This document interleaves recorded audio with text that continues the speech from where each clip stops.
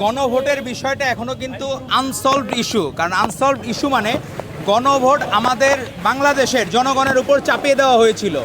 গণভোটের সেখানে 4টি যে পয়েন্ট ছিল এর মধ্যে 3.5টি পয়েন্টে আমরা একমত আছি, কিন্তু বাকি যে অর্ধেক পয়েন্ট এখন সেখানে হয়েছে 100% আমরা যদি না মানি আমরা কেন আমাদের উপর আমরা কেন আদিষ্ট হব। সংবিধান সংস্কারের জন্য যে কমিটি, সেখানে বিরোধী দলীয় মতামত হইতে পারে যে তাদের অন্য কোনো অসৎ উদ্দেশ্য থাকতে পারে, যে তারা যদি আন্তরিক হইতো, ডিবেট হইতো, গণতন্ত্রের সংজ্ঞা কি সেখানে ডিবেট হওয়া লাগবে, সেই জায়গায় আলোচনা হবে, সমালোচনা হবে। আমি কোনো প্রস্তাবনা দিলাম, আমার প্রস্তাবনা প্রত্যাখ্যান হইতে পারে, কিন্তু সেখানে গণতন্ত্রের স্বার্থে আমরা সবাই মেনে নেব। কিন্তু সেই জায়গায় এই ওয়াকআউটের চর্চা, এটা মনে হচ্ছে কেমন জানি ফ্যাসিস্ট হাসিনার প্রেতাত্মা তাদের উপর ভর করেছে। তারা চায় না সংসদে হারমোনি থাকুক, কারণ গতকাল মাননীয় স্বরাষ্ট্রমন্ত্রী যে জবাব দিয়েছেন সেটা না শুনেই তারা অনেকটা জোর করে চলে গেছেন সংসদ থেকে। তো আমার মনে হয়েছে এই জায়গায় তারা চায় না বাংলাদেশে যে আমাদের যে স্বাধীনভাবে সংসদটা পরিচালিত হচ্ছে, এবং সংসদ সদস্যরা এরকম পার্লামেন্ট কোনোদিন পায় নাই, যেখানে বিরোধী দলীয় নেতার কথাতেও সংসদ দলীয় সদস্যরা সেইখানে টেবিল চাপড়ায়, এটা কোনোদিন হয় নাই। এর আগে অতীতে দেখা গেছে বিরোধী দল কথা বললে জীবনেও সরকারি দলের কোনো সংসদ সদস্য অ্যাপ্রিসিয়েট করতো না, কিন্তু এবারই প্রথম দেখা গেছে যে সেখানে বিরোধী দলীয় নেতার কথাতেও সংসদ দলীয় সদস্যরা বা সরকার দলীয় সদস্যরা তারা টেবিল চাপড়াচ্ছে, ভালো কথাতে অ্যাপ্রিসিয়েট করতেছে, এবং প্রত্যেকটা জায়গায় চেঞ্জ হচ্ছে।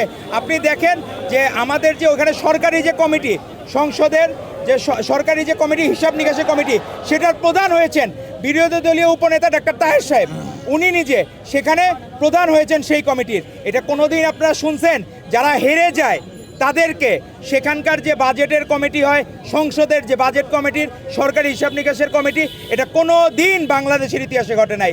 এই প্রথম মাননীয় প্রধানমন্ত্রী জনাব তারেক রহমানের আন্তরিকতার কারণে বিরোধী দলের পরাজিতদের সংসদ সদস্যরাও সেখানে নিয়ন্ত্রণ করছেন সংসদ, এটা অতীতে কোনো দিন হয় নাই।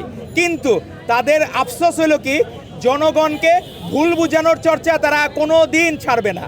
71 সাল থেকে যে চর্চা শুরু হয়েছে, আমরা দেখলাম ইসলামী ছাত্র শিবিরের প্রেসিডেন্ট পাকিস্তানে গেছে, তারকে যেভাবে বরণ করে নিচ্ছে, আমাদের দেশে কোনো কেউ নতুন বিয়ে করতে গেলেও তাকেও এরকম জামাই আদরে বরণ করে নেয় না, এবং তাদের মনে হচ্ছে মেলায় হারিয়ে যাওয়া ভাই ফেরত আসছে পাকিস্তানে, এরকম অ্যাপ্রিসিয়েশন। এবং ডাকসুতে কিভাবে কোন প্রক্রিয়ায় জিতেছে, এগুলা অনেকটা বিতর্কিত ইস্যু, আনসলভড ইস্যু। কিন্তু সেই জায়গায় দেখলাম যখন ইলেকশন হইলো, পাকিস্তানে এত আনন্দ কেন? ডাকসুতে এর আগে অতীতেও তো অনেকে নির্বাচিত হয়েছে, কোনো দিন তো পাকিস্তান অ্যাপ্রিসিয়েট করে নাই, কিন্তু পাকিস্তানের জামায়াতে ইসলামী তারা বলেছে সেই জায়গায় ভারতকে পরাজিত করে এখানে ইসলামী ছাত্র শিবির বাংলাদেশে জয়ী হয়েছে। তো এই যে যে চর্চা, আমরা কোনো দিন কোনো দেশের দাসত্ব বাংলাদেশ মেনে নেবে না। আমাদের মাননীয় প্রধানমন্ত্রী জনাব তারেক রহমান, ওনার বার্তা একবারে স্পষ্ট, সবার আগে বাংলাদেশ।